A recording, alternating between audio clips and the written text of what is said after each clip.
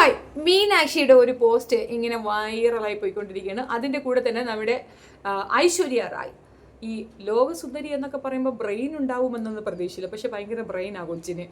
Mister പെർഫെക്റ്റിൻ്റെ മുന്നിൽ ഇരുന്നു കൊണ്ട് ഈ ഒരു കാര്യം പറയാനുള്ള ദണ്ഡേടം ഉണ്ടല്ലോ, ഭയങ്കര ഭീകരം, സൂപ്പർ. അതിൻ്റെ ഒപ്പം വേറൊരു മന്ദബുദ്ധി, ഈ സൗന്ദര്യം ഉണ്ടായിട്ട് കാര്യമില്ല, തലയിലൊരു വാഴക്കയുമില്ല എന്ന് തെളിയിക്കുന്ന വേറൊരു കാര്യമുണ്ട്. അപ്പോൾ ആകെ മൊത്തത്തിൽ കുറച്ച് കാര്യങ്ങൾ, കുറച്ച് നടിമാരുടെ ഒരു ബുദ്ധി, അല്ലെങ്കിൽ ഈ കാണാൻ കൊള്ളാമെന്നും തിന്നാൻ കൊള്ളില്ല എന്ന് നമ്മളെ പഠിപ്പിച്ചതിൽ ഒരു സീരിയൽ ആക്ട്രസ് ലിപ്സ്റ്റിക് ഇങ്ങനെ കയറിപ്പോണ ഒരു കാര്യം പറഞ്ഞില്ലേ, അതിൽ നിന്നാണ്. കാണാൻ കൊള്ളുന്നൊന്നും ബോധവും ബുദ്ധിയും വിവരവും ഒന്നും ഉണ്ടായിരിക്കത്തില്ല എന്നുള്ളത്. പക്ഷേ ബുദ്ധിയും വിവരവും സൗന്ദര്യവും എല്ലാം കൂടെ ദൈവം അനുഗ്രഹിച്ചു കൊടുത്തിരിക്കുന്ന കുറച്ച് പെൺകുട്ടികളുണ്ട് എന്നുള്ളൊരു തെളിവാണ് ഐശ്വര്യ റായെ പോലുള്ള ലോകസുന്ദരികൾ. സൗന്ദര്യം മനസ്സിലും ഉണ്ട് എന്ന് ചുരുക്കം. വിഷയത്തിലേക്ക് വരാം. മീനാക്ഷി ഇട്ടൊരു പോസ്റ്റ് വൈറലായിരിക്കുകയാണ്. ശൈലജ ടീച്ചർ വരെ അതിന് പ്രശംസ അർപ്പിച്ചിരിക്കുകയാണ്. പുതിയ തലമുറ മനുഷ്യത്വത്തിൻ്റെ മഹത്വം മനസ്സിലാക്കുന്നവരാണ് എന്ന് കാണുന്നതിൽ ആശ്വാസവും അഭിമാനവും തോന്നുന്നു. അല്ല ടീച്ചറെ, ഇപ്പോഴങ്ങനെ വലിയ പ്രശ്നമൊന്നും ഉള്ളതായിട്ട് എനിക്ക് അറിയത്തില്ല. എന്നാലും ആ ഏറ്റവും മൂല അരിവും മൂലയിലൊക്കെ ഉണ്ട്. ഇപ്പം ജാതി മതം വർഗം എന്നൊക്കെ പറഞ്ഞു കഴിഞ്ഞാൽ ആളുകൾ ചെരുപ്പൂരി അടി പറ്റിക്കും. ഇപ്പോഴത്തെ കാലഘട്ടത്തിൽ ഇപ്പോൾ കുറവാണ്, പക്ഷേ ഉണ്ട്, ഇല്ലയെന്നൊന്നും പറയാനൊക്കത്തില്ല. അത് ഒരു വിഭാഗത്തിൻ്റെ മനസ്സിൽ അത്രത്തോളം ഉണ്ട്. അതിൻ്റെ ഒരു ഭീകരതയുടെ കാഠിന്യത്തിൻ്റെ പാരമ്യതയിലാണ് കൃഷ്ണൻ വക്കീൽ ഇരുന്നുകൊണ്ട് പറയുന്നത്. അയാളെ പിന്നെ പറഞ്ഞിട്ട് കാര്യമില്ല. 4 പെണ്ണുങ്ങൾ ഒന്നിച്ച് കണ്ട അയാൾ അതെടുത്തിച്ച് പടക്കങ്ങളെന്ന് എഴുതിയിടും. കാരണം വീട്ടിലിരിക്കുന്ന പടക്കങ്ങളുടെ ഓർമ്മയിലാണ് പുള്ളിക്കാർ അതൊക്കെ എഴുതിയിടുന്നത്. എന്നിട്ട് പുള്ളിയെ തിരുത്താൻ ഇനി പറ്റത്തില്ല. പുള്ളിയെ തിരുത്തണമെങ്കിൽ ലോകം അവസാനിച്ചാലും തിരുത്താൻ പോകുന്നില്ല. അങ്ങനെയുള്ളവരൊന്നും പറഞ്ഞിട്ട് കാര്യമില്ല. എന്തായാലും ഈ കുട്ടി എഴുതിയിട്ടത് വലിയൊരു കാര്യമാണ്. നമുക്കൊന്ന് വായിക്കാം. മതിലുകൾക്കപ്പുറമാണ് മതനിരപേക്ഷത. ചോദ്യം: നമ്മുടെ നാട്ടിൽ മതനിരപേക്ഷത എന്നത് പൂർണ്ണമായ അർത്ഥത്തിൽ സാധ്യമാണോ? ചോദ്യമാണ്.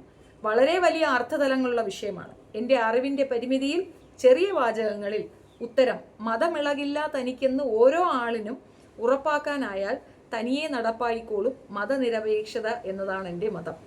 അത് കറക്റ്റാണ്. കാര്യമല്ല, നിങ്ങൾക്ക് മനസ്സിലായില്ല. നിങ്ങൾക്ക് മനസ്സിലാവാത്തടത്ത് പിന്നെ എനിക്ക് മനസ്സിലാവും. കൊച്ചുദ്ദേശം ഇത്രയേ ഉള്ളൂ.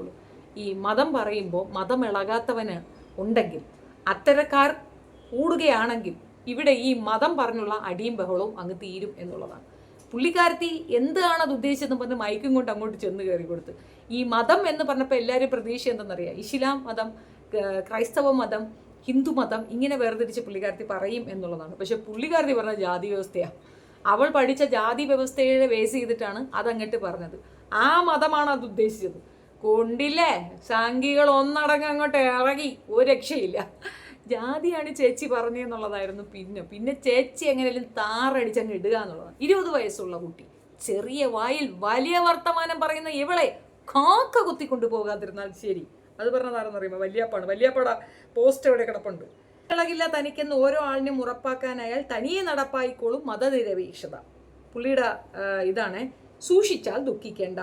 ചെറിയ വായിൽ വലിയ വർത്തമാനം പറയുന്ന ഈ കൊച്ചിനെ മിക്കവാറും കാക്ക കൊത്തുന്ന എല്ലാ ലക്ഷണവും ഉണ്ട്. അല്ല വക്കീലേ, അതെന്താണ് വക്കീലേ ഈ കാക്ക കൊത്തുന്നു എന്നുദ്ദേശിച്ചത്? ദ്വയാർത്ഥം, വേറൊന്നുമല്ല. നമുക്ക് ഡയറക്റ്റ് എന്ന കാര്യത്തിലേക്ക് നമ്മളിനി വളഞ്ഞൊന്നും പിടിക്കാൻ നിൽക്കേണ്ട. പുള്ളി ഉദ്ദേശിച്ചത് ഈ പെങ്കൊച്ചിന് ഇസ്ലാമിയര സപ്പോർട്ട്, അല്ലെങ്കിൽ ഇസ്ലാമിയരുമായിട്ട് എന്തോ ബന്ധം, അല്ലെങ്കിൽ ഇസ്ലാമിയർ പറയിപ്പിച്ചു എന്നാണ് പുള്ളി പറഞ്ഞതിൻ്റെ ധ്വനി. ഇവനെ ഞാൻ എന്തോ ചെയ്യും. സത്യമാണത്. ആണ്, കാക്കമാർ തന്നെയാണ് പ്രശ്നം. ഇവിടെയുള്ള നവോത്ഥാന പോരാട്ടങ്ങളെല്ലാം എടുത്തു നോക്കുക, എല്ലാത്തിലും കാക്കാമാരുടെ പ്രസൻസ് അവിടെയുണ്ട്. എന്തിനധികം ഇന്ത്യ പടുത്തുയർത്താൻ പോലും ഒരു കാക്കനുണ്ടായിരുന്നു. കാക്കാമാർ മെനക്കെട്ടത് കൊണ്ട് തന്നെയാണ് സ്വാതന്ത്ര്യം കിട്ടിയത്.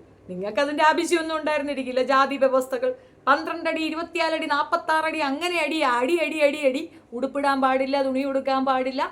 ഈ പാണനോ പറയനോ പിലയനോ ആദിവാസിയോ വിവാഹം കഴിച്ചാൽ ഫസ്റ്റ് നൈറ്റിൽ തൊട്ടുകൂടായ്മ മാറ്റി നിർത്തിയിട്ട് അവിടെ പോയി പ്രോഗ്രാം ചെയ്യുക എന്ന ഇത്യാദി കുൽസിതങ്ങൾ, വീട്ടിൽ ചൂറ്റുകെട്ട ഹോൾഡേഴ്സ്, അങ്ങനെയൊക്കെ കുറേ കലാപരിപാടികളുടെ ഒരു ഭയങ്കര ഒരു സംയമനമായിരുന്നല്ലോ ഇവിടെ. അതൊക്കെ മാറി ഈ രാജ്യമായി ഉയർത്തപ്പെടുകയും അത് ആ രീതിയിൽ പടുത്തുയർത്തിയ ബ്രിട്ടീഷുകാരെ അവർക്ക് മനസ്സിലാക്കി കൊടുത്തത് ഞങ്ങളുടെ രാജ്യമാണ്, നിങ്ങൾ ശരി യൂണിറ്റിയൊക്കെ ഉണ്ടാക്കി തന്നു, പക്ഷെ ഇവിടെ കിടന്നുകൊണ്ട് കുത്തിക്കഴിക്കാത്ത ഓടി രക്ഷപ്പെട്ടു എന്ന് അവരെ ഓടിച്ചു വിടാനും ഒരു കാക്ക വേണമായിരുന്നു. ഈ കാക്കമാരുടെയൊക്കെ പൂർവികന്മാരെ എടുത്തു നോക്കിയാൽ അങ്ങ് തുർക്കി പോവേണ്ടി വരത്തില്ല. ഇവിടെയുള്ളവർ തന്നെയാണ്. നിങ്ങളുടെ ശല്യം സഹിക്കാൻ പറ്റാണ്ട് നിവൃത്തി കെട്ടിട്ട് ഈ മതം വിശ്വാസത്തിലേക്ക് മാറിപ്പോയവരാണ്. അവിടെ സമത്വമുണ്ടെന്ന് തിരിച്ചറിഞ്ഞിട്ട് പോയവരാണ്. ഒന്ന് ഓർത്ത് നോക്കിക്കുകയാണ്. ആ കുട്ടി പറയുന്ന വലിയൊരു പോയിന്റാണ്. ആ മോള് പറഞ്ഞ ഒരു ഇന്റർവ്യൂവിനകത്ത് ഞാൻ കണ്ടതാണ്, അൺടച്ചബിൾ എന്ന് എഴുതിയിട്ടുണ്ടെന്ന്. അതായത് ഈ ഒരു വിഭാഗത്തിന് എഴുതിയിട്ട് അൺടച്ചബിൾ, തൊട്ടുകൂടാൻ പാടില്ലാത്തത്. ഒന്നും പറയാനില്ല. അങ്ങനെ ഒരു തലമുറ ഉണ്ടായിരുന്നു എന്നുള്ളതാണ് വാസ്തവത്തിൽ. അങ്ങനെ ഒരു തലമുറ ഉണ്ടായിരുന്നു. തൊടാൻ പാടില്ല, ആ മനുഷ്യരെ നമുക്ക് തൊട്ടുകൂടാ, തൊട്ടാൽ പ്രശ്ന. മനുഷ്യരാണ് എല്ലാം ദൈവത്തിന്റെ പടപ്പുകളാണ്, ദൈവം പടച്ചവർ തന്നെയാണ് ഇവരൊക്കെ, അല്ലേ? നമ്മൾ വിശ്വാസികളുടെ കാര്യമാണ് പറയാം, വിശ്വാസം ഇല്ലാത്തവരങ്ങനെ പറയത്തില്ല. പക്ഷേ ഈച്ച് ആൻഡ് എവറി വൺ, എല്ലാവർക്കും റെഡ് കിഡ്നി എല്ലാം ഉണ്ട്, സുനന് എല്ലാം കറക്റ്റാണ്, ഇല്ലേ? പെർഫെക്റ്റ് ആയിട്ട് ഉണ്ടാക്കിയിരിക്കുന്ന അങ്ങനെയുള്ള ഇടത്ത് അവനെ തൊട്ടുകൂടാ, അവനെ തൊട്ടാൽ കുഴപ്പം. മെലനിൻ കുറയുന്ന ആൾക്കാരും മെലനിൻ കൂടിയ ആൾക്കാരും കറുപ്പ് വെളുപ്പ് തൊലിയിൽ നിറവ്യത്യാസങ്ങൾ വരുന്നു. സത്യത്തിൽ ഏറ്റവും ഹെൽത്തി ആയിട്ടുള്ള ബോഡി എന്ന് പറയുന്ന കറുത്ത തൊലിയുള്ളവരാണ്. അവരേറ്റവും ഹെൽത്തി ആയിരിക്കും. ഇച്ചിരി പോലും വെയിലടിച്ചതും പറഞ്ഞ് വാടയൊന്നുമില്ല. വെളുവിളായിരിക്കുന്ന വെള്ളപ്പാറ്റകളിലെ വെയിലത്തോട്ടുണ്ട് നിർത്തി അപ്പം വീണ് ചാവും. മറ്റവരെത്ര നേരം വെയിലത്ത് നിന്നാലും ഒരു പ്രശ്നവും വരത്തില്ല. കറുത്ത തൊലി എന്ന് പറയുന്നത് ഒരു ബ്ലെസ്സിങ് ആണ്. പക്ഷേ കറുപ്പ് വെളുപ്പ് വേർതിരിവുകൾ, വെളുപ്പാണ് സൗന്ദര്യത്തിൻ്റെ മറ്റൊരു സംഗതി എന്നൊക്കെ പറഞ്ഞ് അങ്ങനെ കോൺട്ര ചെയ്യുന്ന ഒരു കാലഘട്ടം ഇപ്പോഴും ഉണ്ട്. മുമ്പത് തീവ്രമായിരുന്നു. കുഴി കുത്തി അതിനകത്തേക്ക് ഇലയിടുമോ എന്തോ കഞ്ഞി അതിനകത്തേക്ക് ഒഴിച്ച് പട്ടിക്ക് കൊടുക്കുന്നത് കണക്ക് കൊടുത്തിരുന്നത് ഞാൻ എൻ്റെ ഓർമ്മകളിൽ അയവെട്ടുകയാണ് എന്ന് 4 സുന്ദരിമാർ അച്ഛൻ പറഞ്ഞത് ചരിത്രമുണ്ട് നമുക്കില്ലേ. ഇങ്ങനെ ഒരുപാട് കാര്യങ്ങൾ ജാതി വ്യവസ്ഥയുടെ അടിസ്ഥാനത്തിൽ ഇവിടെ നടന്നിട്ടുണ്ട്. കൂടൽമാണിക്യം ക്ഷേത്രത്തിൽ കഴകക്കാരനായി കഴകക്കാരൻ എന്ന് പറഞ്ഞാൽ ഈ ഇത് കെട്ടുക, പാല കെട്ടുക, തൂത്തുതൊടപ്പ്, അത്യാവശ്യം അതാണ് കഴകക്കാരൻ. അങ്ങനെ നിയമിക്കാൻ പോലും ബ്രാഹ്മണൻസിന് മാത്രമേ പറ്റുള്ളൂ. ബ്രാഹ്മണക്കുന്നവൻ അവിടെ മതി എന്ന് പറഞ്ഞുകൊണ്ടുള്ള ചർച്ചകളും തർക്കങ്ങളും ബഹളങ്ങളും ഒക്കെ നമ്മൾ കാണുന്നുണ്ട്. ഇവിടെ മന്ത്രി ആയാൽ പോലും, മന്ത്രി എന്ന് പറയുമ്പോൾ ജനങ്ങളുടെ പ്രതിനിധിയാണ്, ജനങ്ങളാൽ തിരഞ്ഞെടുക്കപ്പെട്ടത് ജനപ്രതിനിധിയാണ്. അദ്ദേഹത്തിന് പോലും ഒരു മൂല്യം കൊടുക്കാതെ നീങ്ങുന്നില്ലടാ ശുംഭ, ഇതൊന്നും തൊടാൻ നിനക്ക് അവകാശമില്ല എന്ന് പറയുമ്പോൾ അതിനെ പ്രതി ഒരു പോസ്റ്റ് ഇട്ടല്ല അതിൻ്റെ താഴെ വന്നത് ഞങ്ങളുടെ നീതിയാണ്, അല്ലെങ്കിൽ ഞങ്ങളുടെ ഒരു ചടങ്ങാണ്. നിങ്ങളുടെ എന്ത് വാഴ ചടങ്ങാണ്? ദൈവത്തിൻ്റെ മുന്നിൽ തുല്യരായ മനുഷ്യരെ ഒരാളുടെ കളർ കൊണ്ട്, അയാളുടെ ജാതി കൊണ്ട് നീക്കി നിർത്തുന്ന എന്തടിസ്ഥാനത്തിലാണ്? എന്താണ് ആ ചടങ്ങെന്ന് എനിക്ക് മനസ്സിലായിട്ടില്ല. എനിവേ, ഈ പെൺകുട്ടിയെ കാക്ക പിടിക്കുന്ന കാര്യമാണ് നമ്മൾ വന്നത്. അപ്പം കാക്കമാരാൽ രൂപീകരിക്കപ്പെട്ട, കാക്കമാരുടെ സപ്പോർട്ടാൽ ഇവിടെ നിലനിൽക്കുന്ന, കാക്കമാരെ മാത്രം കേന്ദ്രീകരിക്കുന്ന നിന്നെ പോലുള്ള വാഴകൾക്ക് അസൂയ മാത്രമാണ്. അതായത് ആ കുട്ടിയെ കാക്ക കൊണ്ടുപോകും, കാക്ക കെട്ടും, അല്ലെങ്കിൽ കാക്ക സപ്പോർട്ട് ചെയ്യും എന്നൊക്കെ പറയുമ്പോൾ ഈ ഒരു അൺടച്ചബിലിറ്റിക്ക് എഗൻസ്റ്റ് ആയിട്ട് ഏറ്റവും കൂടുതൽ സംസാരിച്ചത് കാക്കമാരാണ് എന്നല്ലേ. കാക്കാത്തിമാർക്ക് എന്താ കുഴപ്പം? എന്താ പ്രശ്നം? ഇതെന്താണെന്നറിയാമോ? സിമ്പിളാണ്. ഈ വൃത്തികെട്ടവൻ്റെ മനസ്സ് കുത്തി നിറച്ച് വെച്ചിരിക്കുന്നത് ഇസ്ലാമിക വിദ്വേഷമാണ്. ആ വിദ്വേഷമാണ് ഇങ്ങനെ നൊര പൊങ്ങി ചാടുന്നത്. അയാൾക്കൊരിക്കലും സഹിക്കാൻ പറ്റാത്തൊരു കാര്യമാണ്. ഇതെടുത്തുകൊണ്ട് മറ്റു വിഭാഗം ഇറങ്ങുമെന്ന് പറഞ്ഞാൽ ഓക്കെ, അല്ലാതെ ഈ രീതിയിൽ ആ പെൺകുട്ടി അവഹേളിക്കുന്നതെന്ന് ഓർത്ത് നോക്കുകയാണ്. അവർക്കിടയിലുള്ള ഏറ്റവും വലിയൊരു വിഷയത്തിനെയാണ് അവൾ ഊന്നി പറഞ്ഞത്, അൺടച്ചബിലിറ്റി. അത് ഭയങ്കര വലിയൊരു വിഷയമാണ്, വലിയ സബ്ജക്റ്റാണ്. പണ്ടിവിടെ ഉണ്ടായിരുന്നു. 2.5 വർഷം അയ്യങ്കാളിക്ക് സമരം ചെയ്യേണ്ടി വന്നു തന്നിലൊരുത്തനെ സ്കൂളിൽ കൊണ്ടിരുത്താൻ. അത് കത്തിച്ച് കളഞ്ഞ സ്കൂൾ ഇപ്പോഴും അവിടെ എക്സിസ്റ്റ് ചെയ്യുന്നുണ്ട്. അങ്ങനെ തുടങ്ങി A to Z. ഈഴവാസിന് ഇംഗ്ലീഷ് പഠിക്കാൻ പറ്റത്തില്ല എന്നാണ് പറഞ്ഞു. നാരായണ ഗുരു പറഞ്ഞത് നമ്മളെ കുട്ടികളെ ഇംഗ്ലീഷ് പഠിപ്പിച്ചു കൊടുക്കണമെന്നാണ്. പറ്റത്തില്ല, അവരെയൊന്നും പഠിപ്പിച്ചാൽ ശരിയാവത്തില്ല. മന്നൂടെ ചാന്നാർലകള തൊട്ട് നമ്മൾ ഈ പഴയകാല സമരങ്ങൾ എടുത്തു നോക്കിയാൽ എല്ലാത്തിലും ഈ സംഗതിയുണ്ട്. ഈ 30കളിലൊക്കെയാണ്, 1930കളിലൊക്കെയാണ് നമുക്ക് ക്ഷേത്രത്തിലേക്ക് കടക്കാനുള്ള അനുമതി. പട്ടിക്കും പൂച്ചയ്ക്കും കയറി പോകാൻ, പക്ഷേ മനുഷ്യന് പറ്റൂ. എത്രത്തോളം സ്ട്രഗിളുകൾ, എന്തെല്ലാം പ്രശ്നങ്ങൾ നമ്മൾ ഫേസ് ചെയ്തിട്ട് ഇന്ന് ഈ ലെവലിലേക്ക് എത്തി നിന്നിട്ടും ഇന്ന് ആധുനിക കാലഘട്ടത്തിലുള്ള ഈ കഴുതകൾക്ക് പോലും ഇനിയും അവൻ്റെയൊക്കെ ഉള്ളിലുള്ള ആ ജാതീയത മാറിയിട്ടില്ല എന്നുള്ള തെളിവല്ലേ ആ പെൺകുച്ച് പറഞ്ഞപ്പോൾ സഹിക്കാൻ വയ്യാതെ കാക്ക കൊത്തി കൊണ്ടുപോകുന്നത്. കാക്കമാർക്ക് അവിടെ പെണ്ണുങ്ങൾ കുറവല്ലടാ, നിനക്കൊക്കെയാണ് കുറവ്. നിൻ്റെയൊക്കെ കൂടെയുള്ള പെണ്ണുങ്ങളാണ് ഇട്ടിട്ട് ഇറങ്ങി ഓടുന്നത്. ന്യായവും അന്യായവും ഒക്കെ തിരിച്ചറിയുന്ന പുതുതലമുറ നിനക്കൊക്കെ നല്ല അടി തരട്ടെ എന്ന് മാത്രം പറയണം. നമുക്ക് ലോകസുന്ദരിയുടെ കാര്യത്തിലേക്ക് പോവാം. രണ്ടുപേരും എന്തൊക്കെയോ പറയുന്നുണ്ട്. ഒരുത്തി ക്ഷത്രിയോച്ചിയാ, കേൾക്കാം. मुझसे पूछा जाए कि मैं यहाँ पे क्या कर रही हूँ, तो मैं क्षत्रिय हूँ, मैं हिंदू हूँ. There is only one caste, the caste of humanity. There is only one religion, the religion of love. There is only one language, the language of the heart. And there is only one God, and He is omnipresent. ഇതൊരു വിപുലമായ സംഗതിയാണ്. എനിക്ക് തോന്നുന്നു Instagram full ഇതിങ്ങനെ നടക്കുകയാണ്. പക്ഷേ ഇതിനകത്തുള്ള ഒരേ ഒരു കാര്യം എന്തെന്നറിയാമോ? ക്ഷത്രിയനായി ഞാൻ ജനിച്ചു, ഞാനൊരു ഹിന്ദു ആണ് എന്ന് പറഞ്ഞുകൊണ്ട് അഭിമാനം കൊള്ളുന്ന ഇവള് ഇച്ചിരി OBC കാറ്റഗറി ജനിച്ചിട്ടുണ്ടായിരുന്നെങ്കിൽ ഒക്കെ അഭിമാനം വരുമായിരുന്നു.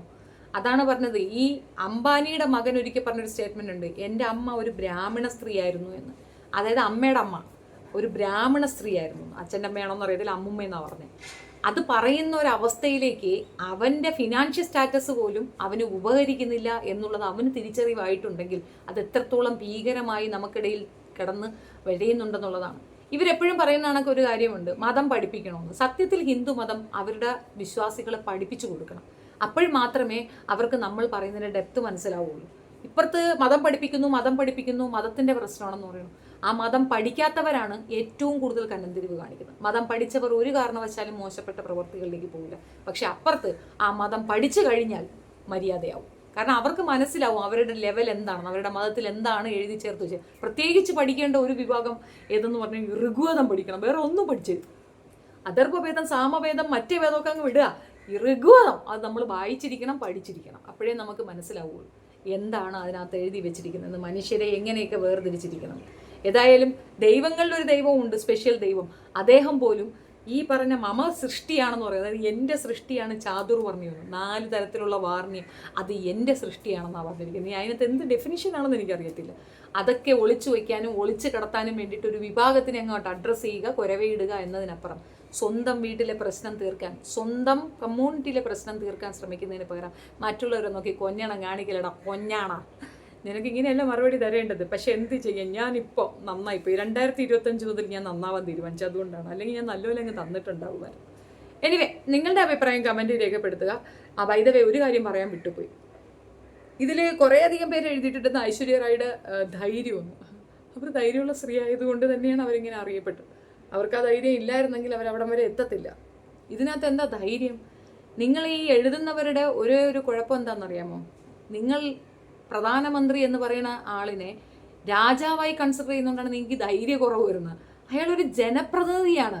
നിങ്ങൾ പ്രജകളല്ല, പൗരന്മാരാണ്. എന്താണ് പൗരൻ എന്നൊന്ന് പഠിച്ചിട്ട് കമൻ്റ് എഴുതിയാൽ ഇങ്ങനൊരു സ്റ്റേറ്റ്മെൻറ്റ് വരത്തില്ല. അവർ ധൈര്യശാലിയല്ല, അവർക്ക് തിരിച്ചറിവുണ്ട്, ബോധമുണ്ട്, വിവരമുണ്ട്. അത്രയേ ഉള്ളൂ. ആ വിവരം എല്ലാവർക്കും വരുന്നിടത്ത് ഇതുപോലുള്ള ജാതി വ്യവസ്ഥയെയും അല്ലെങ്കിൽ ഈ മതത്തിനെയൊക്കെ പറഞ്ഞുകൊണ്ട് രാഷ്ട്രീയം പറയുന്ന എല്ലാ വാഴകൾക്കും നെറ്റിയടി കിട്ടുമെന്നുള്ള തർക്കമേ വേണ്ട.